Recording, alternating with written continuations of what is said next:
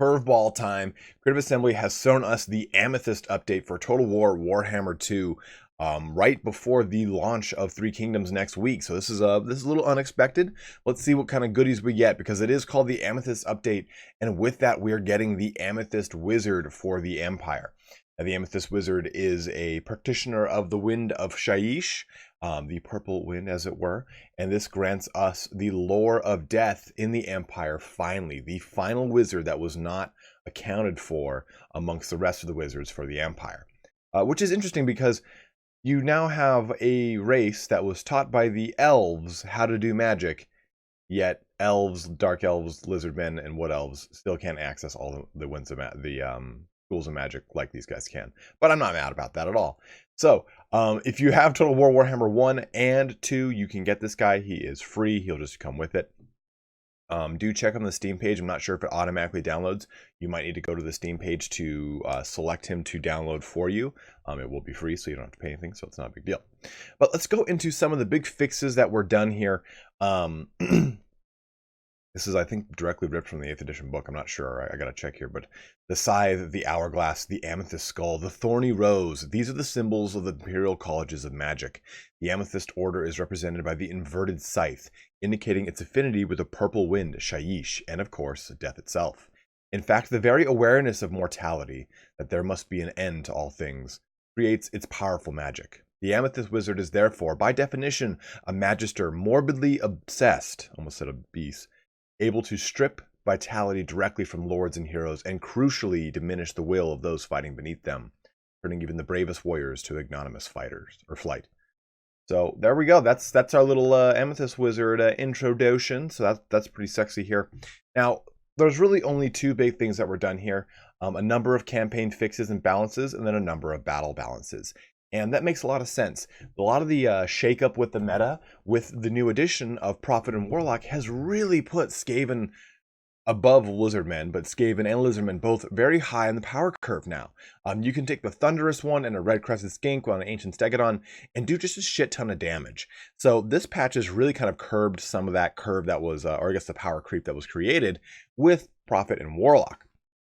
In addition to the campaign that were added with the Prophet and Warlock, Ikit was just disgustingly overpowered. I mean, you could get such a fast power ramp with him so quick and easily that I think that with this patch, we'll see, I guess, a little bit more of a balanced approach to his campaign and not just so simply one-sided and landslidey. Let's take a look at what we see here. A lot of this stuff is kind of general fixes here and here and here. For the most part, nothing overly standout here. Fixed issue where the game would soft lock when triggering a small selection of advice lines. Didn't happen to me, but it's there. But mainly here, you can see a lot of this pertains almost specifically to the Skaven campaign. So it's a reduction to the gaining of warp fuel from agent actions, increase all forbidden workshop upgrades, warp fuel cost doom rockets by 1. So they've tweaked things just a little bit so it's not so easy to ramp. And one of the big things that people were exploiting is the ability to basically just non-stop cast Warp Lightning. So remove the cooldown reduction for Warp Lightning from ancillary Warp Lightning Battery. Increase the cooldown of Endless Drum ability, Forbidden Workshop from 15 seconds to 25 seconds. That's not the one I was looking for. It's on here. Double Insulation.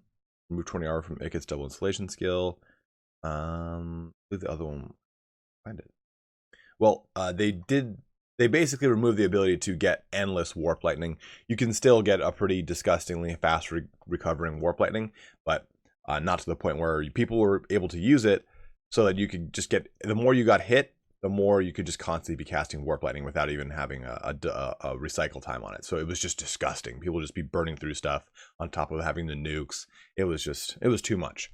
Increase maximum range of Giselle projectiles. So you think that this is this should be in battle balances. Well, in campaign, if you did anything to increase the Giselle's range, it actually wouldn't apply. So this is a fix to that. So anytime you use the stuff from the Forge, it wasn't increasing the projectiles, even if it says it did. So that is now fixed. Fix Lord Croak's spell browser videos. Replaced Foe Seeker with Master of Skies ability and Tic-Tac-Toe skill line. Replaced Arcane Conduit with unlimited power in Ikit Claw's skill tree. He's also had a bit of a change to his... Oh, there it is. Removed 20 Winds of Magic Reserve from Ikit's upgraded version of the Brass Orb ability. Some updated, I guess, Mortal Empires campaign map switches around. Some region updates and some province moving. We got a little bit of a debuff and a buff for some of the stuff from Ikit, right? Increased physical resist from 8 to 10. Increased magic resist from 15 to 20, but removed 20 armor from the double installation skill. It added fire resistance from double installation skill instead. Reduced cooldown of all spells from 20% to 10% and 30% to 10% for Ikit's Power Overload. That was the other skill I was thinking of, Power Overload. Also removed Warpstone token skill from both Ikit and Warlock Master. Is what it is. Now for 10-1's campaign, he got some cool buffs with the Skink and Chameleon Skinks will now receive leadership and melee attack buffs from 10-1's Tide of Sotek and Disciple of Sotek skills. Pretty nifty. Oh, and Reverence skill as well. Skirmisher, Dexterous Warrior, Skink Leader skills now clearly indicate which Skink unit type receives each buff, which is important because there are a lot of Skink units in the game, just like there are a lot of Saurus units in the game. Like when you take a look at a Cold One Spear Rider, it doesn't say Saurus, but there are Saurus on it. And with Skinks, you have the same thing with Pterodon Riders that have Skinks upon it. So this is a little bit more detailed for you. Also, there's a bit of a rework with some of, not rework, but fix with some of the vows. Some of them were just kind of bugged out and not working out as they should have in the past. So that has been fixed. That actually might be my next campaign. I know that we did a poll on the channel. What would you guys like to see me stream more of? And Total War Warhammer 2 Campaign 1. So I'm thinking I'm going to do a Waterloo Mortal Empires campaign just to really focus on those vows, those pledges, and just kind of do some fun with those. Feral Cold Ones now available at tier 1 instead of tier 3, which is pretty cool. I don't know why they were at tier 3. Of course, they're really strong though. Increased food costs for certain buildings slightly as well, because you can ramp up your food so fast with Ikit Claw that they kind of had to curb that a little bit. Now, let's go into updated Albrecht mount description for Tempet in custom and multiplayer battles. Amend Red Crested Skinks description. No longer are they fastest skinks in the world. It's because it's good, because I was challenging that. We'll talk a little bit more about Red Crested Skinks in just a second.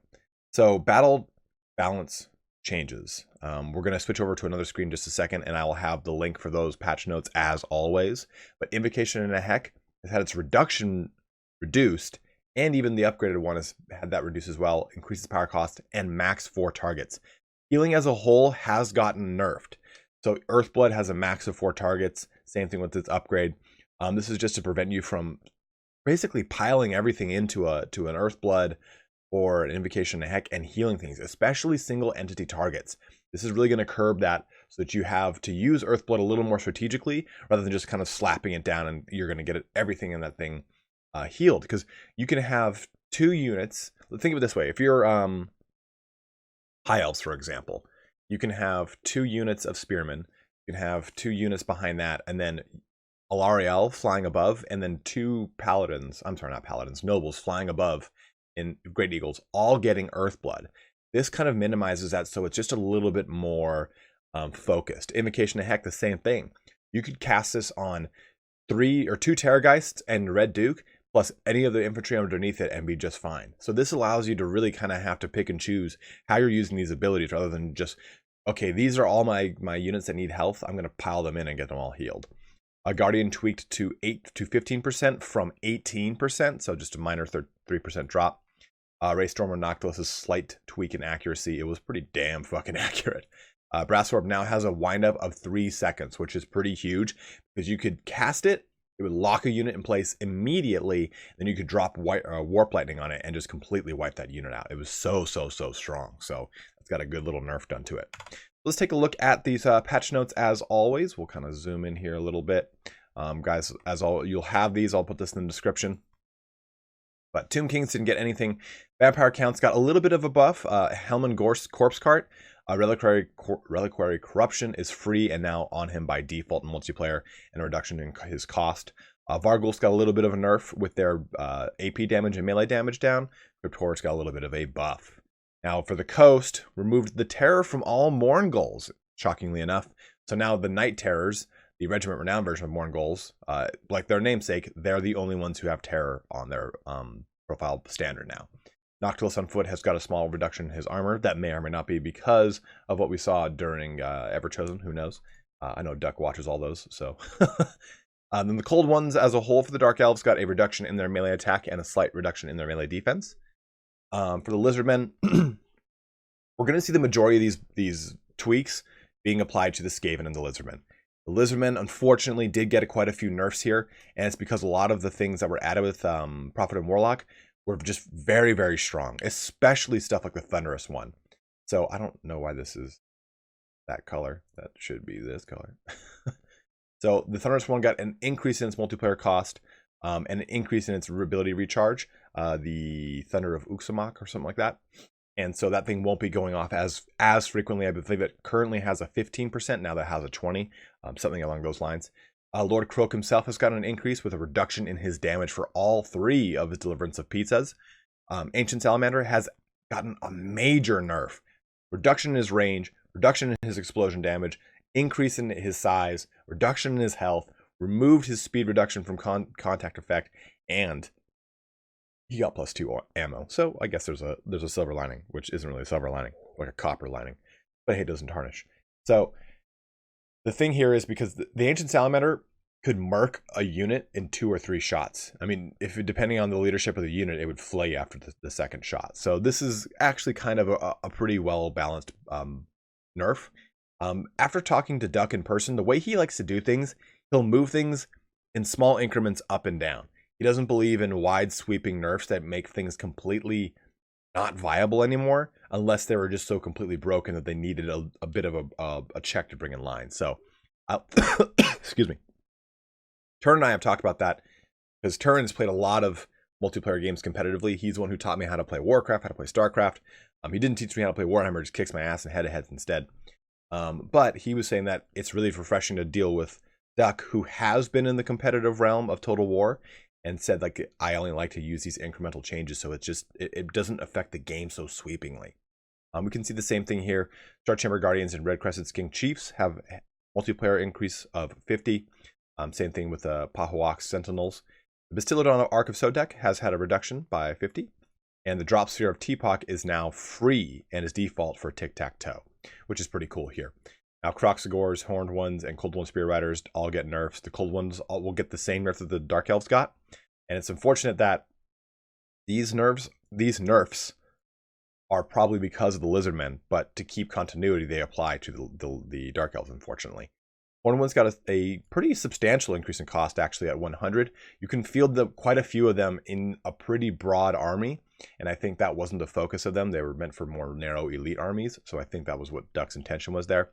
Roxagores unfortunately got a little bit of a nerf. I always want them to just get a buff. I mean, I want them to be in every single fight. High Elves, no nothing. Now, Skaven, of course, Warplock Jazales, they did get a nerf.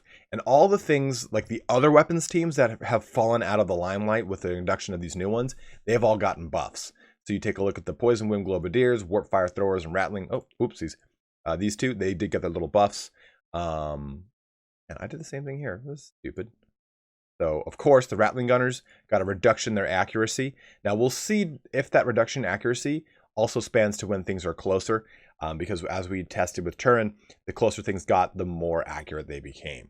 Also, they had a slight increase in their cost. Storm Vermin, I chalk this up to a total bonus to them, because if you're taking Storm Vermin with halberds, you're taking them for AP, so the reduction in the base damage increases the AP by 2. Doomflayer's a much needed nerf. 20% health reduction. I'm even going to embolden that. 10 armor reduction and minus 20% to mass. I'm even going to, like, boom, I'm going to do that little shit. Now, the Warlock Master Doomwheel added Terror, can no longer hide in forests, minus 4 to melee attack, minus 10 charge bonus, minus 1 to melee defense. And Ica Claw's Doomflayer no longer causes fear or hides in forests. I didn't know what hidden forests to begin with. Warriors of Chaos, Norska, Greenskins, Wood Elves, no buffs. Same thing with Empire, Dwarves, and Bretonnia. But Beastmen, Cygor got a nice little good buff here. The Giant swapped out some base damage for some AP damage, which I think is pretty good, knowing that halberds are a very hard counter to Beastmen and are to Giants. And most of the time, if you're taking halberds, they can more often than not are armored units, so this is a great way to counter them a little bit more.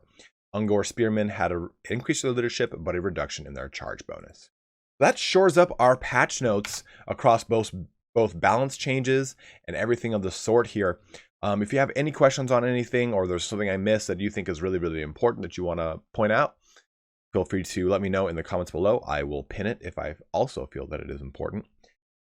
So one thing I did want to talk about before we close this video is the red-crested skink. The lizardmen didn't really get much to this, okay? Right? They got an increase to the multiplayer cost, but he still has Fury on his Ancient Stegodon, Frenzy, which is interesting because typically Frenzy is lost when you get on a mount. So it's interesting to see that that is actually an intended portion of the game and not a bug. So what makes the red-crested skink so powerful, aside from a lot of his abilities, is that Frenzy ability. And this just reassures, or I guess reaffirms that point that he is supposed to be at where he's at with his Frenzy. So if you thought that was a bug, as I previously thought before, it is indeed not. But as always, guys, thanks so much for watching here today. I've got a big stream planned for you guys tomorrow. Stay tuned for that. But have a good one and take care.